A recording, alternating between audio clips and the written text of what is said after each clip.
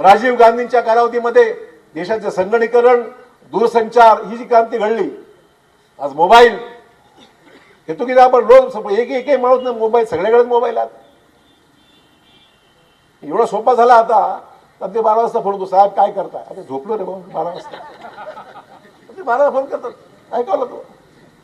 तर मग तक्रारी, साहेब तुम्ही फोन उचलत नाही हो, तुमचा फोन बंदच असतो हो, पीए फोन देतच नाही. एवढं सुधार झाला आपल्याला.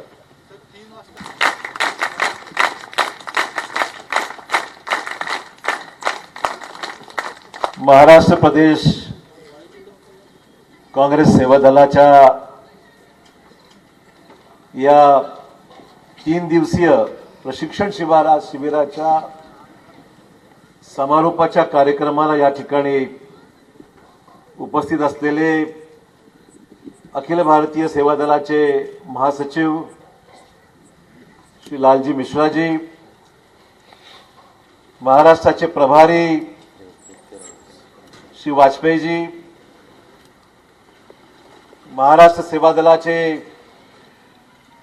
अध्यक्ष आमचे सहकारी विलासराव अवताडेजी, ज्येष्ठ नेते आणि माजी आमदार सन्माननीय केशवराव अवताडेजी, जिल्ह्याचे अध्यक्ष कल्याणरावजी काळे, माजी मंत्री अनिल पटेलजी, जफरभाई, नामदेवरावजी पवार, प्रकाश मुगदिया, केशवराव अवताडे, इकबाल सिंह गिल, सोळंकेजी, सुरेंद्र सोळंके, मजहर खान, मोहित जाधव, निमेश पटेल, रवींद्र काळे, अरुण शिरसाट, कांचन कुमार चाटे, प्रभाकर मुठे, अनिल माळोदे, अनिल मानकापे, सुरेश पवार, अल्ताफ पटेल, निलेश पवार, सुधीर मुळे, कुंभेफळचे सरपंच, करमाडचे सरपंच कैलास उकिरडे, अजून कुठे राहिलं का?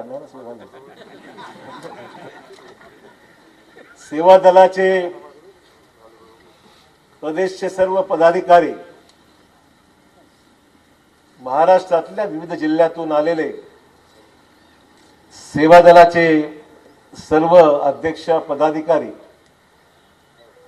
प्रशिक्षण शिबिराला आलेले काही मोजके कार्यकर्ते, निमंत्रित बंधू भगिनी आणि सहकारी मित्रांनो,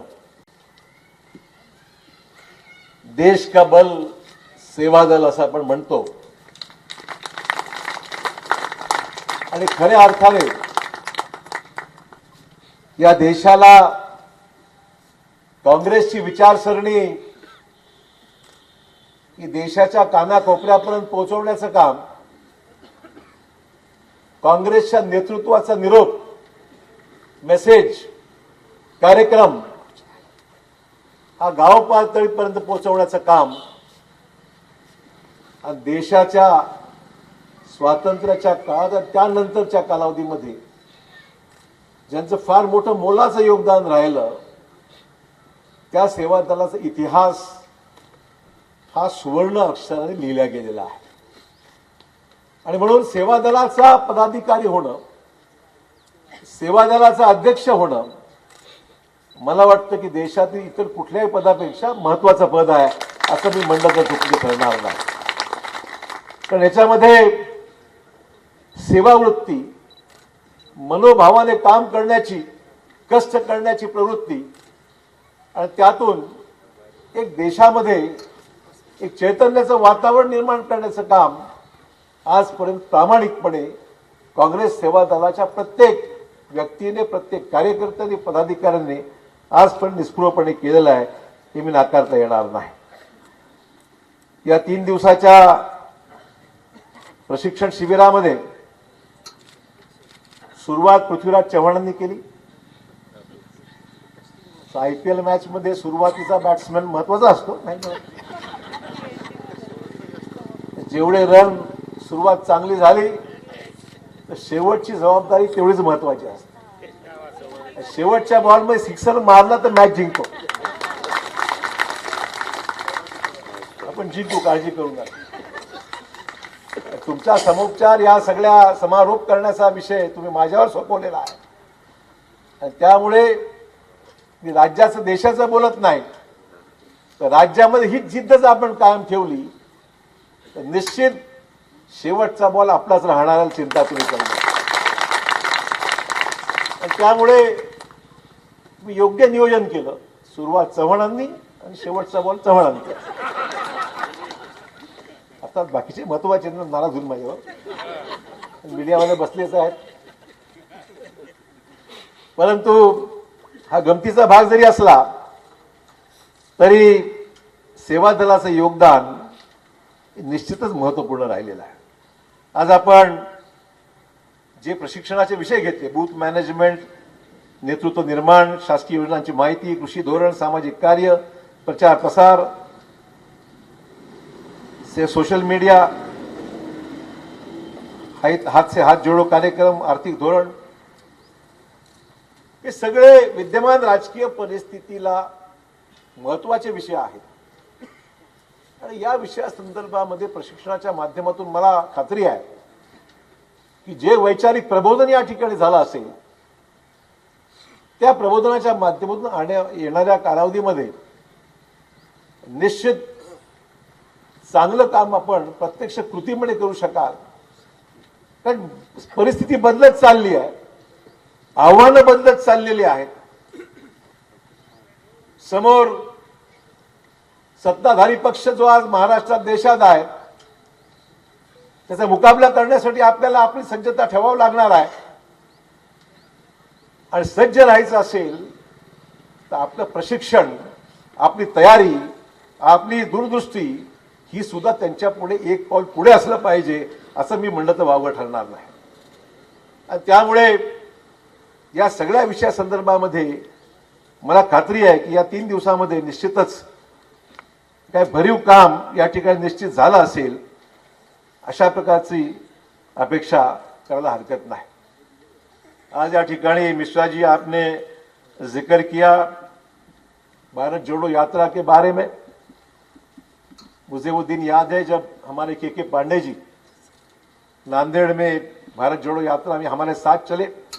सवेरे में उनके साथ कुछ देर के लिए था और बाद में पता नहीं अचानक से उनको तकलीफ हुई और वो एक सेवा दल का, महाराष्ट्र का पूर्व अध्यक्ष, अखिल भारतीय कांग्रेस सेवा दल का पदाधिकारी, चलते चलते उन्होंने देश के लिए, सेवा दल के लिए, कांग्रेस के लिए अपनी कुर्बानी दी, पर देश का झंडा नीचे गिरने नहीं दिया. दूसरे को सुपुर्द करके मिश्रा जी वो आगे चल बसे. तो ये वक्त हम लोगों ने नजदीक से देखा है, उनका कष्ट. मैं पांडे जी का बड़ा हम लोग साथ में काम कर चुके हैं. कृष्ण कुमार पांडे जी जिन हालातों में, और सही आपने कहा है कि उनको कोई काम करते करते कोई ज्यादा अपेक्षा उनकी नहीं थी, कोई बड़ा पद मिले, कोई बहुत बड़ी कोई जिम्मेदारी मिले, ऐसी अपेक्षा ही नहीं थी. महाराष्ट्र का अध्यक्ष पद उन्होंने संभाला, केंद्र में जाके काम किया. तो आपको ये भी पता है कि कोविड के वक्त में उनके बेटे की भी देहांत हो गया था. ऐसी भी हालत में पांडे जी ने अपना घर द्वार छोड़ के उस यात्रा में शामिल हुए और आगे बढ़ते गए, रुके नहीं. तो उनका लगाव, उनका समर्पण, उनकी जो भी कोशिश रही, ये सेवा दल में मिसाल बन के रहेगी पूरी देश में. अगर मैं कहूंगा तो गलत नहीं रहेगा. तो मैं समझ सकता हूं कि जो कष्ट है, जो काम करते हैं वो समझते हैं कि उसमें जब तक लगन नहीं रहती है, कोई भी काम ऊपर ऊपर से नहीं होता है. जो कष्ट है, जो मेहनत है, जो लगन है, इसके द्वारा जो भी काम होता है उसका ही सफलता उसमें मिलती है. आपने अभी जिक्र किया कि आप 3 बजे उठ के साधना करते हैं. मैं पूछने वाला था, आप सोते कब हैं? मेरे को बहुत तकलीफ सर, मेरे साथ रहते हैं. मेरा सोते कब है आप? कि हम लोग पहले देखते पे सोना कब है और फिर उठना कब है, क्योंकि हमारा कोई टाइम टेबल ही नहीं है. राजनीति में काम करने वाले व्यक्ति का भी टाइम टेबल ही नहीं होता है. न सोने का वक्त है, न जागने का वक्त है, न दिन भर खाने का वक्त है, कुछ समय ही नहीं है. जैसे आपने कहा कि 3 बजे से लेकर दिन भर काम करना और फिर सवेरे 3 बजे तैयार होना, ये अगर किसी सीखना है तो राहुल जी से सीखना पड़ेगा, जो 3000 किलोमीटर की सफलता से भारत जोड़ो अभियान उन्होंने बड़ी सफलता से आज भी उत्तर देश की, हमारे उत्तर प्रदेश से लेके दिल्ली से लेके जो ठंड है, उस ठंड को काटते हुए सिर्फ टी शर्ट पहन के आगे बढ़ रहे हैं। कमाल है, कहां से ताकत इतनी आई हम तो समझ नहीं पाते। तो खैर, कहने का मतलब यह है कि नेता समर्पित है, कार्यकर्ता समर्पित है, और कार्यकर्ताओं से लेकर आज भारत जोड़ो यात्रा बड़ी तेजी से पूरे देश में एक मिसाल बन गई है, जिसके वजह से नई ऊर्जा, एक नई ताकत, एक नई अपेक्षा के साथ आज लोग उनसे जुड़े हुए हैं। विलास अवताडे यांचं अभिनंदन करतो। गेल्या 3 दिवसामध्ये प्रशिक्षणाचं काम उत्तमपणे महाराष्ट्राचा कॅम्प त्यांनी या ठिकाणी लावला। तर मुद्दाम मी आलो, चला आज या निमित्ताने औरंगाबादला जायचा संधी मिळते, जाऊया, सर्वांची भेट होईल। एकाच व्यासपीठावर एवढी माणसं भेटणं अवघड आहे, कधी कधी अवघड होतं, परंतु सगळेच याच व्यासपीठावर सेवादलाच्या निमित्ताने एकत्र आलेले आहेत। म्हणून आज विलास अवताडेंनी कशी खंत व्यक्त केली, एवढं मी करतो त्याची नोंद कधी कधी होत नाही, होते पण कधी कधी होत नाही। विलासराव, एक म्हण आहे, कर्म किए जा फल की इच्छा मत करिए इंसान, जैसे कर्म करेगा वैसे। चिंता करू नका, तुम्हाला भरपूर वेळ आहे, वेटिंग मोठी आहे। त्यामुळे तुमचं मोजमाप कुठे होत नाही असं तुम्हाला वाटत असेल, चुकीचं आहे। तुमचं मोजमाप करणारी माणसंही महाराष्ट्रात आहे, देशात आहे, विसरू नका। काम करणारी माणसं आहेत ना। सफलता जी भारत या जोडो यात्राची जी आहे, ती काम करणाऱ्या जिकडे लोक त्या ठिकाणी सफलता मिळाली, चांगलीच मिळाली। कुठे कमी जास्त झालं असेल तर कुठे काही कमी पडले असतील, आणि त्यामुळे मला मुद्दाम अवताडेंना सांगितलं पाहिजे की तुम्ही जे करत आहात ते चांगलं काम करत आहात, निष्प्रभपणे काम करत आहात, आणि तुम्हाला वारसा जो खऱ्या अर्थाने आहे तो केशवराव अवताडे साहेबांचा या ठिकाणी वारसा, की ज्यांनी आपलं संपूर्ण आयुष्य एक प्रामाणिक काँग्रेसचा कार्यकर्ता म्हणून आमदार राहिले, चांगलं काम केलं, आणि आजही धडपड करतात, आजही कार्यक्रमाला हजर राहतात। मी त्यांना फार जवळून अनेक वर्ष या ठिकाणी पाहत आहे। मित्रहो, पुन्हा विषयाकडे येत असताना मला मुद्दाम आठवण करून दिली पाहिजे की ज्या हेतूने आपण सर्व काम करत आहोत, काँग्रेस पक्षाची विचारसरणी ही गावागावापर्यंत पोहोचवण्याची एक चॅलेंज, एक आव्हान। बदललेली परिस्थिती आहे, आव्हानं बदललेली आहेत, विरोधक आज वेगळ्या पद्धतीने कटकारस्थान करत आहेत। सगळ्यात महत्वाची गोष्ट म्हणजे जे काही देशात घडलं, काँग्रेसने 60 साल में क्या किया, विरोधकांचा जो आरोप असतो आपल्यावर, 60 साल में कांग्रेस ने क्या किया। अरे भाई, सवेरे टीवी में क्या दिया वो याद नहीं रखते, 60 साल कहां लोग याद रखने वाले, समझाना पड़ेगा लोगों को। तो टीवी में सवेरे देखते ना, शिंदे गट, ठाकरे गट, ये गट चलते रहता, इनका रोज चलते रहता, औरंगाबाद पासून म्हणजे चालूच असतो। पण सकाळी काय पाहिलं, संध्याकाळी 30 बातमी पडत असते, पण लक्षात राहते सकाळी काय संध्याकाळी। 60 साल में हमने क्या किया, ये अगर पूछना है तो हमारे बाप दादाओं को पूछो कि 60 साल में देश को बांधने का काम कांग्रेस ने किया, कांग्रेस के नेतृत्व ने किया। और ये कोई सिर्फ बोलने वाली बात नहीं है, जिन लोगों ने महसूस किया, देश को बांधा, देश का काम किया। एक जमाने में देश में क्या बनता था, कुछ नहीं बनता था।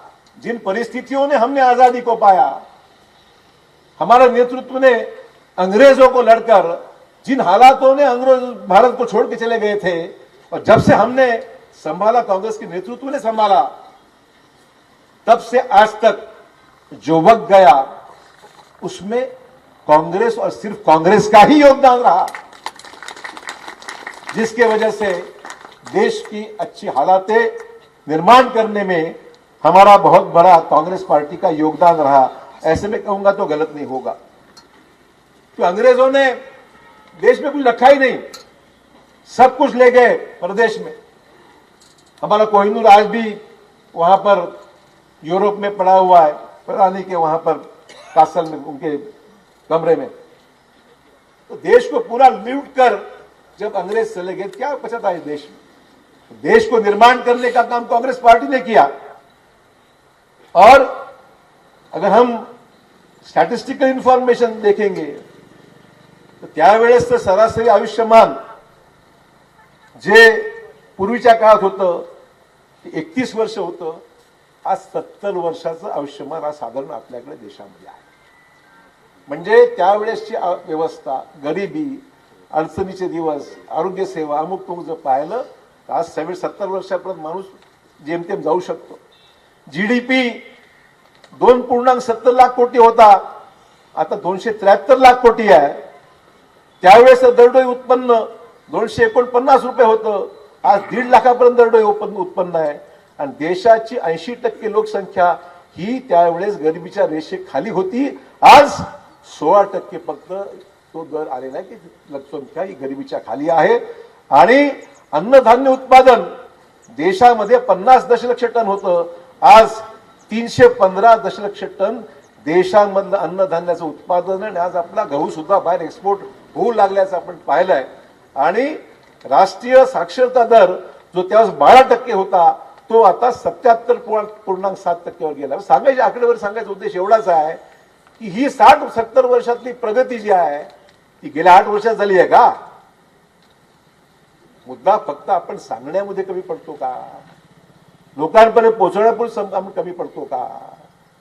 सेवा दलाच्या माझ्या कार्यकर्त्याला मला फक्त एवढंच सांगायचं आहे की मी जे काय सांगतोय हे असं सांगतोय, काँग्रेस ने 60 साल में क्या किया, सहज बोलून जायचं. आणि ज्याला नवीन पिढीला काही माहितीच नाही, हो सही बात है, कांग्रेस ने क्या किया, वहां बोट चालू हो गई, वहां वाराणसी में वहां पर क्रूज चालू हो गया, अभी क्या किया, आपने क्या किया. मुद्दा एवढा आहे 60 साल झाले म्हणून तर आता दिसतंय ना जे काही दिसतंय ते. हे नसतं तर काय दिसलं असतं. ठीक आहे, विकास ही निरंतर प्रक्रिया आहे, पण 60 सालमध्ये काँग्रेस होती म्हणून हे घडलं. आणि आता जे काही सुरू आहे ठीक आहे, करू द्या, आमची काही तक्रार नाही, देशाच्या प्रगतीविषयी तक्रार नाही आहे. पण ज्या पद्धतीने हे सगळं सुरू आहे ते संविधानाला, लोकशाहीला मान्य आहे का? हा खरा प्रश्न आज आम्हा सर्वांच्या मनामध्ये आहे की लोकशाही शिल्लक राहते की नाही, आगामी काळामध्ये तुम्हाला मतदानाचा अधिकार राहील की नाही. आगामी काळामध्ये आज तर बोलणंही कठीण आहे, आज तर सांगणंही कठीण आहे, राजकीय भूमिका मांडणंही कठीण आहे. अनेक गोष्टी आहेत. रीतसर आलेली निवडून सरकार सुद्धा फोडाफोडीच्या माध्यमातून शिल्लक राहतात का, याचे अनेक अनुभव महाराष्ट्रापासून अनेक राज्यामध्ये आपण पाहिलेले आहेत. मग ही लोकशाही मान्य आहे, हे संविधान आताच जे चाललंय ते मान्य आहे की बाबासाहेब आंबेडकरांनी दिलेलं संविधान हे देशाचं खरं संविधान आहे की ज्या माध्यमातून सर्वसामान्य माणसाला न्याय देण्याचं काम, आणि बाबासाहेबांनी ज्या पद्धतीने समतोल विचार या देशाचा केला, राज्याचा केला, आणि त्यातून कुठे समतोल बिघडणार नाही, सर्वसमावेशक असे निर्णय घेतले ज्यातून गरिबाला न्याय मिळाला, मागासवर्गीयाला न्याय मिळाला, आदिवासीला न्याय मिळाला, देशामध्ये अराजकता माजणार नाही, अशा दृष्टिकोनातून संविधानाची पाया रचला गेला. त्या संविधानाला तोडण्याच्या बाबतीमध्ये काही घडत असेल मित्र, तर आपलं काम नाही का थोडंसं विचारपूर्वक काही गोष्टीकडे प्रामुख्याने ताठ होऊन ताठ मानेने हिमतीने आमचा बळी गेला तरी हरकत नाही, पण देशाचं आम्ही नुकसान होऊ देणार नाही हे सांगण्याची गरज आज सेवा दलाच्या माध्यमातून आगामी काळात करण्याची गरज आहे. देश ज्या परिस्थितीमधून बाहेर पडला, म्हणजे अनेक राजा राजवाड्यांचे राज्य होते ते सर्व विलीन झाले आणि देश निर्माण झाला, तोही का आपण अनुभवला. मराठवाडा मुक्ती संग्रामाच्या माध्यमातून आपण वेगळं होतो, आपण महाराष्ट्रात सामील झालो, हे मराठवाड्यात लोकांना माहिती आहे कशा पद्धतीने आपण मागे गेलो. आणि म्हणून हे मागासलेपण, हे अडचणी हे दूर करता करता करता 60 वर्ष गेली आहेत आपली. अचानक सगळं 8 वर्षात घडलं का? हा खरा प्रश्न मित्र हो, या निमित्ताने या सगळ्या लोकांना विचारलं पाहिजे. आपल्या देशाच्या दिवंगत पंतप्रधान इंदिराजी गांधी यांचं नेतृत्व आपण सर्वांनी अनुभवलं. बँकेचं राष्ट्रीयकरण त्यांनी केलं. सुरुवातीला खासगी बँका होत्या, मोजक्या लोकांनाच बँकेकडून पैसे मिळत होते. इंदिराजींच्या राष्ट्रीयकरणाच्या धोरणामुळे सर्वसामान्य माणसाला बँकेचे दरवाजे खुले झाले. त्याचा अगोदर बँकेसुद्धा झाला वाव नव्हता. आज तुम्हाला हक्काने म्हणतात तर बाबा कर्ज देतो की नाही, आता मग माहितीच्या अधिकाराखाली आम्हाला माहिती घ्यावी लागेल, तुम्ही का घेत नाही. अधिकार तुम्हाला कोणी दिला तर काँग्रेसच्या धोरणाने दिला. आणि म्हणून आज इंदिरा गांधीचं नाव, तो गरिबी हटावचा त्यांनी घेतलेला नारा, राष्ट्रीयकृत बँकेचं त्यांनी केलेलं काम, गरीब माणसाला न्याय देण्याचं काम, ही कणखर भूमिका त्यावेळेसच्या नेतृत्वाने घेतली. म्हणून इंदिराजींचं नाव, पंडित जवाहरलालजींचं नाव आजही आपल्या देशामध्ये जे आदराने घेतलं जातं, हे काँग्रेसचं नेतृत्व खऱ्या अर्थाने त्यांच्या माध्यमातून सक्षम आणि त्यांनी जे केलेलं काम त्यातून कार्यकर्ते घडवण्याचं काम त्यांच्या काळात झालेलं आहे. मित्रांनो, राजीव गांधींच्या कालावधीमध्ये देशाचं संगणकीकरण, दूरसंचार ही जी क्रांती घडली. आज मोबाईल येतो की आपण रोज एक माणूस ना मोबाईल, सगळ्याकडेच मोबाईल आहे. एवढा सोपा झाला आता. ते 12 वाजता फोन होतो, साहेब काय करताय? आता झोपलो रे भाऊ 12 वाजता. ते 12 फोन करतात, ऐकावं लागतो.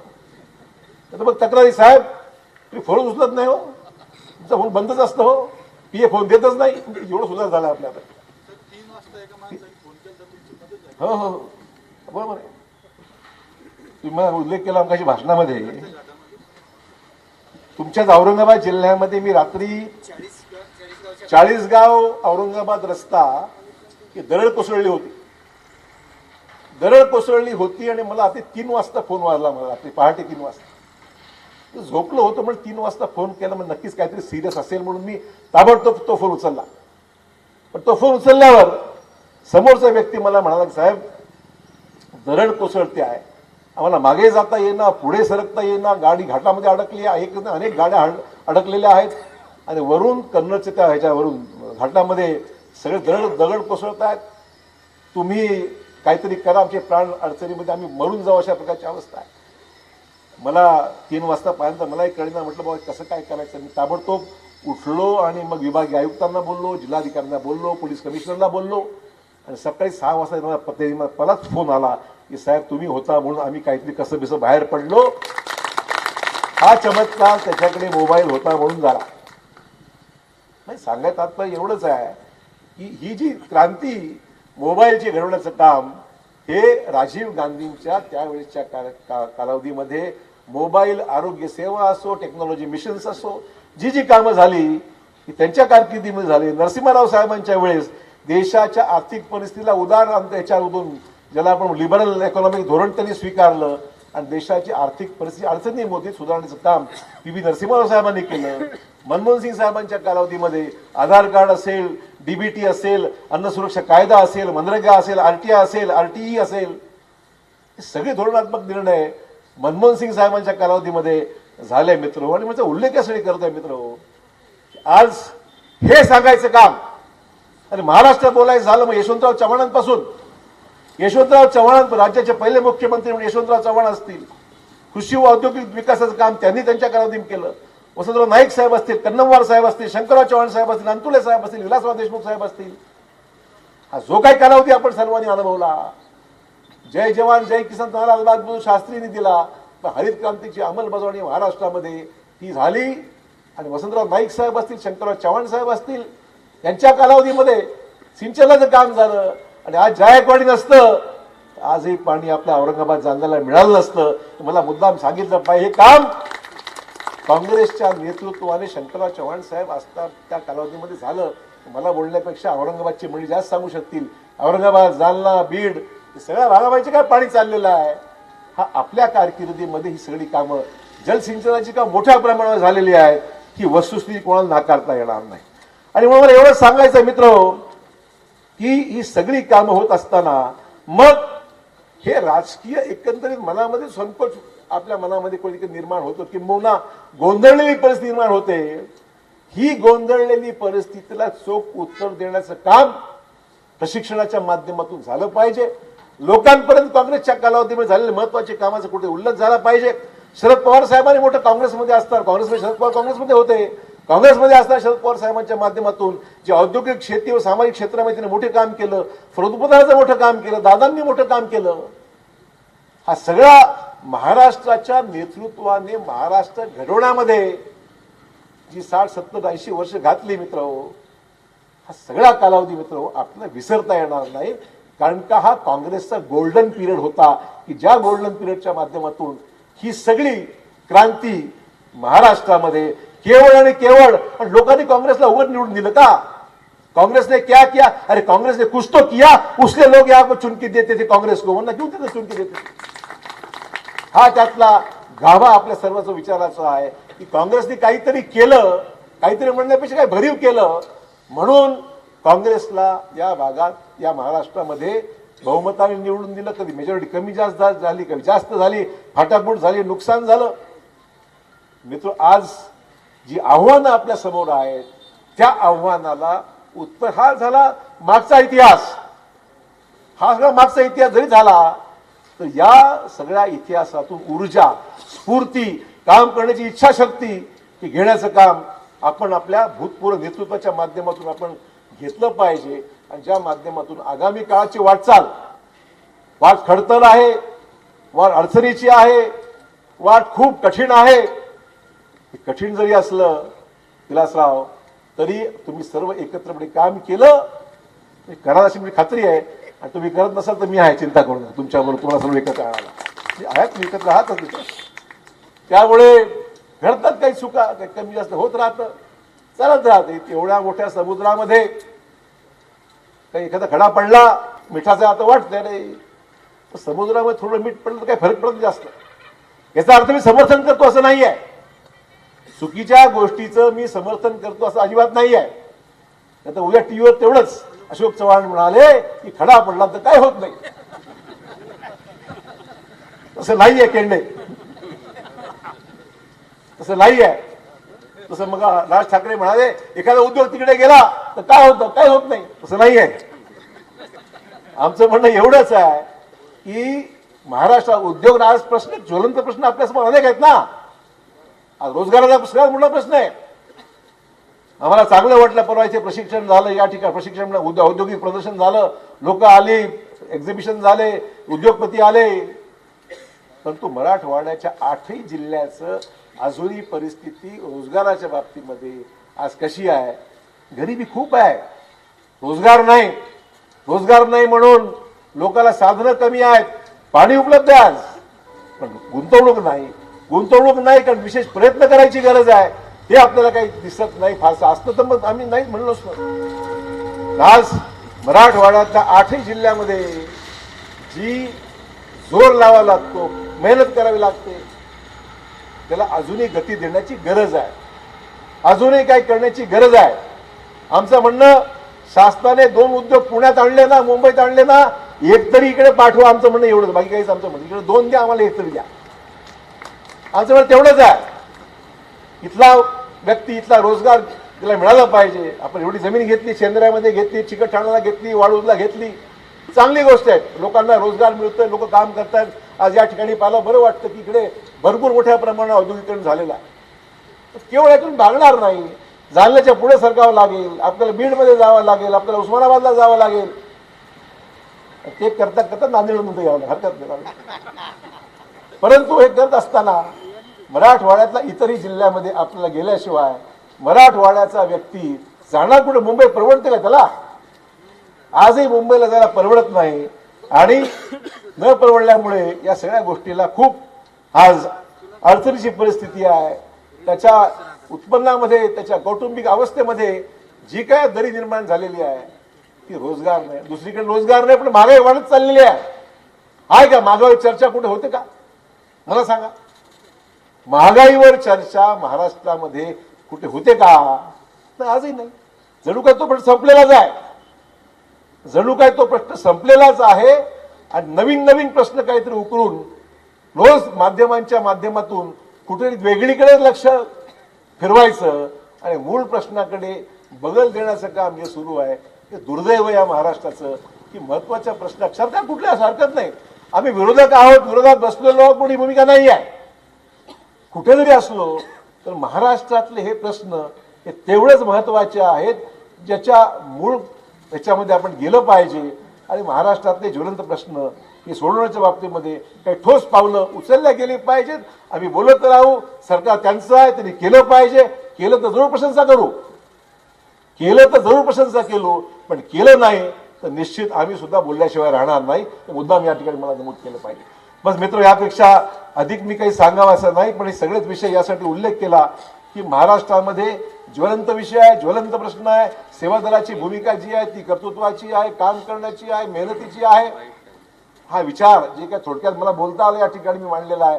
म्हणजे अपेक्षा एवढीच आहे की माझ्या सर्व सहकारी मित्रांच्या माध्यमातून देश का सही बल और महाराष्ट्र का सही बल ये सेवा दल है. सेवा दलच्या माध्यमातून महाराष्ट्रातले ज्वलंत प्रश्न आणि समस्या आणि त्याच्यावर उपचार आणि इलाज आणि काँग्रेसची 60 वर्षांची कारकीर्द याच्यावर प्रकाश झोत टाकण्याचं काम तुमच्या माध्यमातून खेड्याखेड्यापर्यंत आणि म्हणून हात से हात जोडो कार्यक्रम आपण हाती घेतला आहे. त्याचा उपयोग त्यासाठी झाला पाहिजे की सगळ्या गोष्टी गाव पातळीपर्यंत पोहोचवण्याचं काम आपण सर्व निश्चित कराल अशा प्रकारची अपेक्षा करतो. आपल्या सेवा दलाच्या सर्व कार्यकर्त्याला नेतृत्वाला मनापासून शुभेच्छा देऊन आपली रजा घेतो. जय हिंद, जय महाराष्ट्र. एबीपी माझा, उघडा डोळे बघा नीट.